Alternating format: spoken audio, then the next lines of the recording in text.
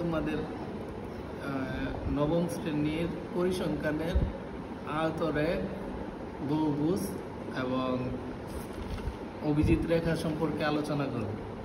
এই বিষয়টা অনেকেরই কনফিউশন থাকে, পরীক্ষাতে বারবার আসে। বিশেষ করে আয়তরেখ এবং বহুভুজ সম্পর্কে মানুষের কনফিউশনের শেষ নাই। তো এখানে যেটা করতে হইব, আয়তরেখের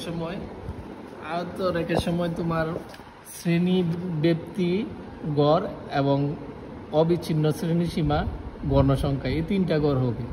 এই তিনটা গড় থেকে তোমার এখানে শ্রেণী ব্যক্তি থেকে অবিচ্ছিন্ন শ্রেণী সীমা বার করার নিয়ম হলো এখান থেকে এখান দিয়ে মাইনাস করতে হইব হাফ, আর এই দিক দিয়ে মাইনাস করতে হবে, যোগ করতে হইব হাফ। যেমন এখানে 10 থেকে কি হয়েছে, হাফ মাইনাস করাতে 0.9, আর এই দিক দিয়ে যোগ করাতে 19.5। এইভাবে প্রত্যেকটাতে করলাম, তারপর এখানে আর কোনো কাজ নেই। এখন আমার এখানে যে গ্রাফের মধ্যে আমার এক্স অক্ষ এবং ওয়াই অক্ষ এক্স অক্ষ বরাবর আমার এখানে অবিচ্ছিন্ন শ্রেণীসীমা হবে। অবিচ্ছিন্ন শ্রেণীসীমার মধ্যে 0 থেকে যে ভাঙা অংশ এতটুকু পর্যন্ত, ভাঙা অংশ দিয়ে বোঝাচ্ছে 0 থেকে 9.44 পর্যন্ত আছে। 9.5 থেকে এখানে প্রত্যেকটার অবিচ্ছিন্ন নিম্ন সীমার মানগুলো আমরা নিব। নিম্ন সীমার মানগুলো নেওয়ার পর শেষটাতে আমি উচ্চ সীমার মানটা শুধু লিখছি। তারপর এখন আমার এই বরাবর কি ওয়াই অক্ষ বরাবর থাকবে গণসংখ্যা, আর এক্স অক্ষ বরাবর থাকবে অবিচ্ছিন্ন শ্রেণীসীমা।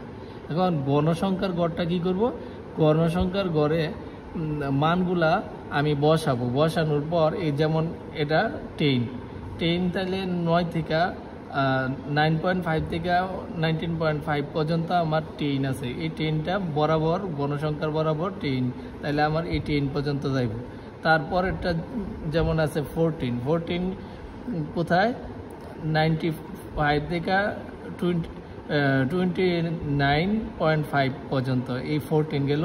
তারপর এটা সেম 18 হয়েছে, 11 হয়েছে, তারপর 7 হয়েছে। তো এইগুলা গ্রাফ পেপারে বসায় দিতে হইব। তাহলে এইখানে কিন্তু মনে রাখতে হইব যে আমার এক্স অক্ষ বরাবর আয়তরেখে অবিচ্ছিন্ন শ্রেণীসীমা এবং গণসংখ্যা। সেম ওয়েতে এখানে বহুভুজও, কিন্তু বহুভুজের মধ্যে কিন্তু আমার অবিচ্ছিন্ন শ্রেণীসীমা নিয়ে কাজ নাই। এখানে কাজ হইল মধ্যবিন্দু, শ্রেণীর মধ্যবিন্দু কিভাবে বার করে, শ্রেণীর মধ্যবিন্দু বার করার জন্য শ্রেণীর উচ্চ সীমা যোগ নিম্ন সীমা, মানে এখানে 41 যোগ 50 2 দিয়ে ভাগ, তাইলে আমার হয় 45.5। তো এই যে মধ্যবিন্দু প্রত্যেকটা সেম ওয়েতে বার করার পর এই যে আমার এই বরাবর কিন্তু আমি মধ্যবিন্দুর মানগুলো লিখলাম, লেখার পর এখানে আমার গণসংখ্যা। তাহলে মনে রাখতে হইব এখানে যেমন আমি আয়তরেখে অবিচ্ছিন্ন শ্রেণীসীমা নিয়েছিলাম, কিন্তু এখানে কিন্তু আমার শ্রেণীর মধ্য মান নিতে হচ্ছে, কিন্তু এই বরাবর কিন্তু গণসংখ্যাই। তো এটা কিন্তু এখানে আবার কলাম আকারে না, এখানে হইলো ডট ডট দিয়ে এখান থেকে উপরের দিকে গিয়ে আবার নিচের দিকেও যেতে পারে, আবার নাও যেতে পারে, কিন্তু বেশিরভাগই নিচের দিকেই যায়। তাইলে এটা বোঝা গেছে পয়েন্টগুলো, তারপর মিলিয়ে দিলেই, যোগ করে দিলেই আমার বহুভুজ হয়ে যায়। কিন্তু অভিজিৎ রেখা অনেকেরই কনফিউশন, অভিজিৎ রেখাটা কিভাবে নিচের দিকে না যায়। অভিজিৎ রেখাতে ঊর্ধ্বগামী মান এটাতে কিন্তু নিচের দিকে যাবেই না, কখনোই যাবে না। তাহলে এটা কিভাবে হচ্ছে, এখানে আমার একটা এক্সট্রা গড় আছে ক্রমযুক্ত গণসংখ্যা তোমরা বের করা পারো। যেমন এখানে 3ই থাকবো, তারপরে এই 10 আর 3 যোগ করে 13 আর 18 যোগ করে 31, এইভাবে প্রত্যেকটা যোগ করতে হইব।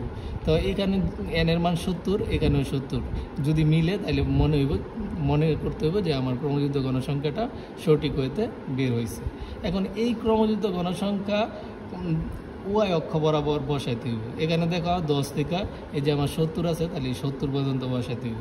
আর এইখানে আমার কি করতে হবে, এখানে হলো আমার অবিচ্ছিন্ন শ্রেণীর উচ্চ সীমা এই যে 90 প্রথমে আমার 34 বসে দিব নিম্ন সীমাটা, তারপর আস্তে আস্তে 64 পর্যন্ত আমার উচ্চ সীমাগুলো বসানোর পর এখন আমি ধাপে ধাপে 3 বসাইলাম, তারপরে 13 বসাইলাম, এইভাবে 31, তারপরে এটা আছে 56, 64, 70 সবগুলা যোগ করে দিব। এটাই আমার ভিজিট রেট। ধন্যবাদ।